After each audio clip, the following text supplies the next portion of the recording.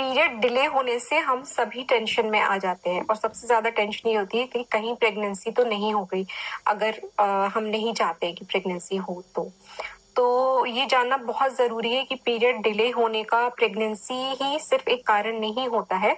इसके अलावा और भी बहुत से कारण होते हैं जिनकी वजह से पीरियड डिले हो जाता है या लेट हो जाता है। सबसे पहली चीज, अगर हमारा पीरियड रेगुलरली आ रहा है और एकदम से डिले हो जाए, 3-4 दिन डिले हो जाए, 5 दिन डिले हो जाए, तो जरूरी है कि हम एक बार प्रेगनेंसी टेस्ट करके जरूर देख लें, जो कि करीब पीरियड डिले होने के 10th डे पे कर लेना चाहिए। और उससे एक बार ये सस्पिशन जो है, अपना ये डाउट जो है मन में, ये जरूर क्लियर कर लेनी चाहिए कि कहीं प्रेगनेंसी तो नहीं है। लेकिन प्रेगनेंसी के अलावा भी बहुत सारे ऐसे कारण हैं जिनकी वजह से पीरियड डिले हो जाते हैं। तो इसमें से सबसे पहला कारण जो मैं आपको बताना चाहती हूँ वो है स्ट्रेस। अब ये स्ट्रेस मेंटल भी हो सकता है और फिजिकल स्ट्रेस भी हो सकता है। सबसे पहले बात करेंगे मेंटल स्ट्रेस की। मेंटल स्ट्रेस मतलब कोई भी आपकी लाइफ में ऐसी सिचुएशन आ जाती है, कोई भी ऐसी बात हो जाती है जिसकी वजह से आप एकदम से टेंशन में आ जाती हैं, बहुत ज्यादा टेंशन लाइफ में हो जाती है, आप एंग्शियस रहने लगती हैं और बहुत ज्यादा उस चीज का स्ट्रेस जो है उस पर्टिकुलर सिचुएशन का आप लेने लगती हैं। तो उसकी वजह से क्या होता है कि हाइपोथैलेमस जो कि ब्रेन का एक हिस्सा होता है, उसकी फंक्शनिंग डिस्टर्ब हो जाती है इस तरीके के मेंटल स्ट्रेस की वजह से। और हाइपोथैलेमस कंट्रोल करता है पिट्यूटरी ग्लैंड को, जो कि आपके मेंस्ट्रुअल साइकिल को कंट्रोल करता है। तो इस डिसफंक्शन की वजह से, हाइपोथैलेमस की प्रॉपर फंक्शनिंग ना होने की वजह से आपके पीरियड्स जो हैं वो डिले हो सकते हैं मेंटल स्ट्रेस की वजह से।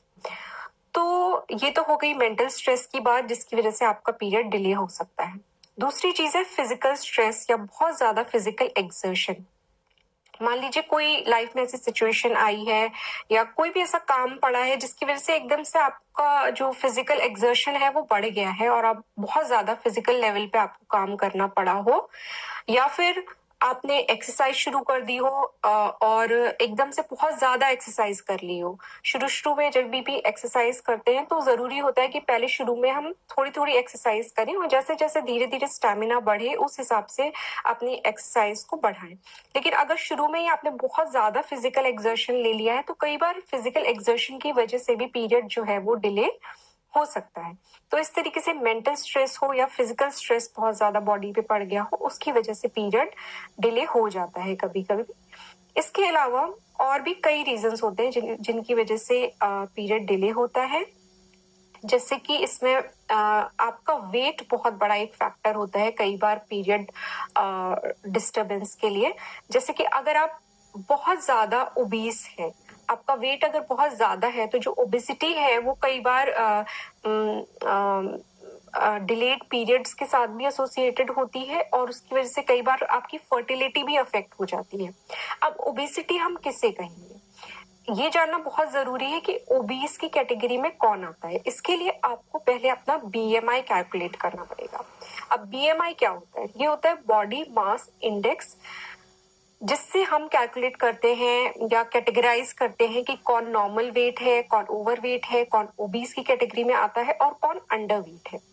तो बीएमआई कैलकुलेट करना बहुत इजी है। आप अपने गूगल पे जाके सर्च कर सकते हैं बीएमआई कैलकुलेटर। तो गूगल पे बहुत सारे जो बीएमआई कैलकुलेटर्स अवेलेबल हैं जिससे कि आप अपना बीएमआई कैलकुलेट कर सकते हैं। अब बीएमआई कैलकुलेट करने के लिए आपको बस 2 चीजें पता होनी चाहिए, अपना वेट और अपनी हाइट। अगर आपको ये 2 चीजें पता है तो आप इजीली अपना बीएमआई कैलकुलेट कर सकते हैं। अब अगर आपका बीएमआई जो है वो 30 या उससे ज्यादा आता है तो आप ओबीस की कैटेगरी पे आते हैं, और अगर आपका बीएमआई 18.5 या उससे कम आता है तो फिर आप अंडरवेट की कैटेगरी में आते हैं। इन दोनों ही कंडीशंस में आपका पीरियड अपसेट हो सकता है, मेंस्ट्रुअल डिस्टरबेंसेस हो सकते हैं, स्पेशली आपके पीरियड्स जो हैं वो डिलेड हो सकते हैं। तो अगर ये 2 कंडीशन कॉज हैं आपके पीरियड डिले होने के लिए, तो अगर आप इनको ठीक कर सकती हैं तो आपके पीरियड्स भी नॉर्मल आ जाएंगे। जैसे कि अगर ओबेसिटी की प्रॉब्लम है आपके साथ तो आप थोड़े अपना डाइट कंट्रोल करके और थोड़ी बहुत एक्सरसाइज करके अगर धीरे धीरे अपना वेट थोड़ा कम कर लेती हैं तो आपकी पीरियड्स की प्रॉब्लम भी उसके साथ साथ सॉल्व हो जानी चाहिए। और अगर आप अंडर वेट हैं तो आप अपना न्यूट्रिशन लेवल जो है वो ठीक करके, प्रॉपर डाइट लेके आप धीरे धीरे अपने वेट को अगर नॉर्मल बना लेती हैं बढ़ा के, तो उससे भी आपकी जो पीरियड की प्रॉब्लम है, डिलेड पीरियड्स की प्रॉब्लम है, वो ठीक हो सकती है। अब ये दो कंडीशंस जो है ये डिलेड पीरियड्स के साथ एसोसिएटेड होती हैं।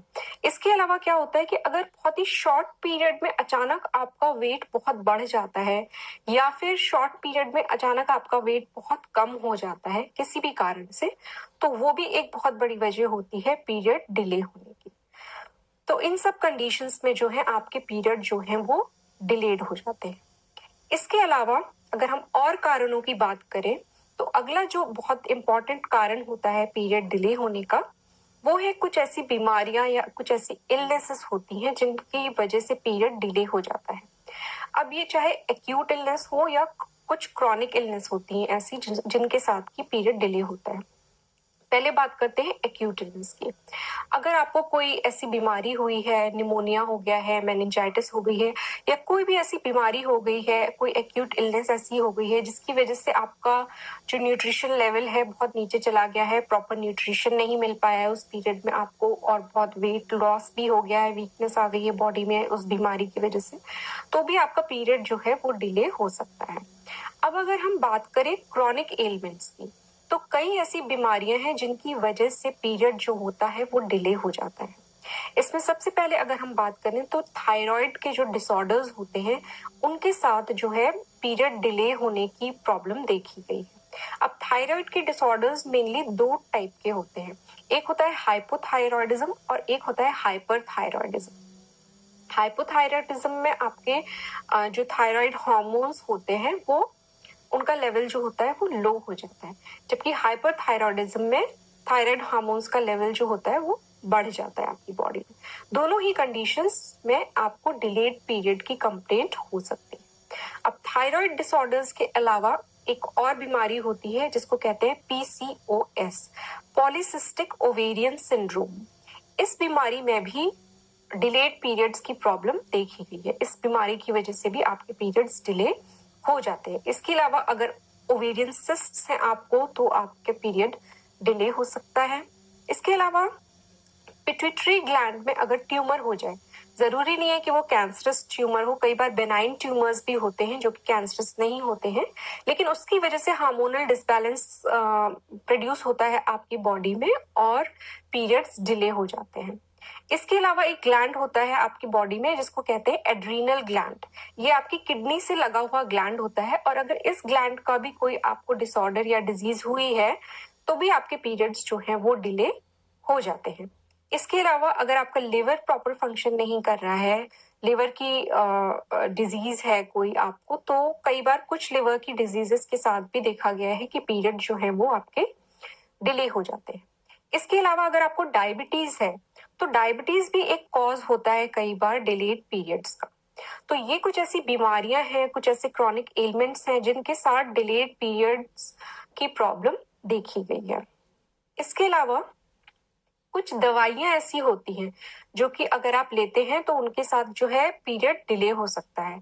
अब ये दवाइयां ज्यादातर कौन कौन सी होती हैं? ये होती हैं जैसे कि अगर आप एंटी डिप्रेसेंट्स ले रहे हैं, या फिर कोई एंटी साइकोटिक ड्रग ले रहे हैं, या एंटी कन्वर्जेंट्स ले रहे हैं, इन सब चीजों के साथ भी पीरियड डिले आपका हो सकता है। या फिर कई बार कुछ टाइप की कीमोथेरेपी ड्रग्स में भी पीरियड डिले हो सकता है आपका।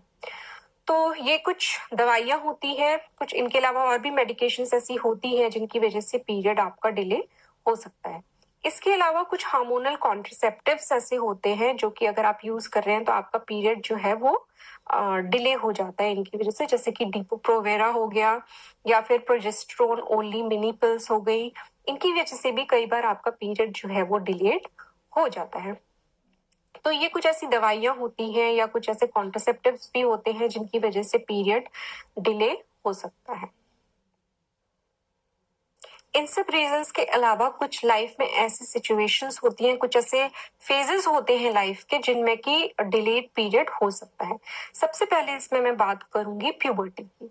जब शुरुआत में यंग गर्ल्स के पीरियड स्टार्ट होते हैं तो एकदम से वो रेगुलराइज नहीं होते हैं, एकदम से वो रेगुलर पैटर्न नहीं पकड़ते हैं। तो कई बार ऐसा होता है कि शुरू में पहला पीरियड आया और उसके बाद फिर 1-2 महीने नहीं आया, फिर 1-2 महीने रुक गया।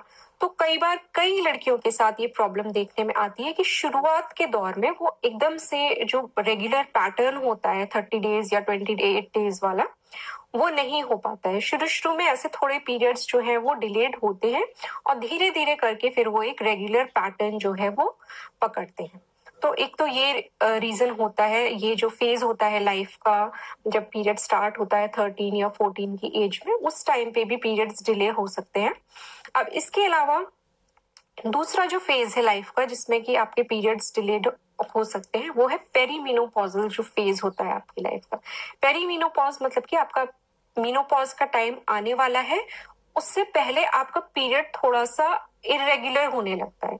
ज्यादातर केसेस में ऐसा देखा गया कि जो भी आपका पैटर्न है पीरियड्स का, वो मीनोपॉज जब आने वाला होता है तो वो धीरे धीरे चेंज होने लगता है, फ्रीक्वेंसी चेंज होने लगती है पीरियड्स की। कई बार पीरियड्स बहुत डिलेड होने लगते हैं और बहुत थोड़ा थोड़ा पीरियड आता है, या किसी किसी लेडी में देखा गया है कि थोड़ी फ्रीक्वेंसी बढ़ जाती है पीरियड की, या हैवी पीरियड्स होने लगते हैं। तो पीरियड की जो रेगुलरिटी है वो उस टाइम पे मीनोपॉज के पहुंचने से पहले वाला जो फेज होता है उसमें थोड़ा चेंज होने लगती है। तो वो भी एक कारण होता है पीरियड डिले होने का या लेट होने का। मीनोपॉज की जो एज होती है ज्यादातर लेडीज में जो देखा गया है वो 45 से लेके 55 की एज के बीच में ज्यादातर महिलाओं को मीनोपॉज हो जाता है। तो अगर आप इस एज के आसपास हैं और एकदम से आपका जो रेगुलर पैटर्न चल रहा था उसके अलावा अब डिले होने लग गए हैं पीरियड्स, तो ये भी एक कारण हो सकता है कि आपके पीरियड्स डिले हो रहे हैं, कि आपका हो सकता है कि मीनोपॉज आने वाला हो। इसके अलावा जो एक और फेज होता है आपकी लाइफ का बहुत इंपॉर्टेंट, जिस टाइम पे आपको पीरियड्स डिलेड हो जाते हैं या लेट होते हैं या नहीं आ रहे होते, वो है जब आप प्रेगनेंसी के बाद, आपकी डिलीवरी होने के बाद बेबी के आप ब्रेस्ट फीड करा रहे हैं बेबी को। ब्रेस्ट फीडिंग कराते टाइम पे ऐसा होता है कि कई बार पीरियड्स नहीं आते हैं या बहुत लेट आते हैं और बहुत कम आते हैं, तो वो भी एक कॉज होता है डिलेड पीरियड्स का। लेकिन यहाँ मैं आपको एक बहुत जरूरी बात बताना चाहती हूँ कि ब्रेस्ट फीड अगर आप करा रही हैं तो ये बिल्कुल मत सोचिए कि अगर ब्रेस्ट फीडिंग के साथ आपका पीरियड नहीं आ रहा है तो आप प्रेग्नेंट नहीं हो सकती या प्रेगनेंसी का कोई रिस्क नहीं है। ऐसा नहीं होता है। ब्रेस्ट फीडिंग के साथ भी और स्पेशली आपका पीरियड नहीं भी आ रहा होता है तो भी ओव्यूलेशन हो सकता है और आप प्रेग्नेंट हो सकती हैं। तो अगर आप उस फेज में नहीं चाहती कि आप प्रेग्नेंट हो तो उस टाइम पे आपको कोई ना कोई कॉन्ट्रासेप्टिव मेथड जरूर यूज करना चाहिए उस टाइम पे, क्योंकि ब्रेस्ट फीडिंग को कई लोग सोचते हैं कि ये एक नेचुरल कॉन्ट्रासेप्टिव होता है, लेकिन नहीं, ये कोई रिस्क फ्री पीरियड नहीं होता है, इसमें भी प्रेगनेंसी आपके हो सकती है। ये जो कुछ कारण थे, जो मोस्ट कॉमन कारण थे पीरियड डिले होने के या लेट होने के, मैंने आपको इस वीडियो में बताए।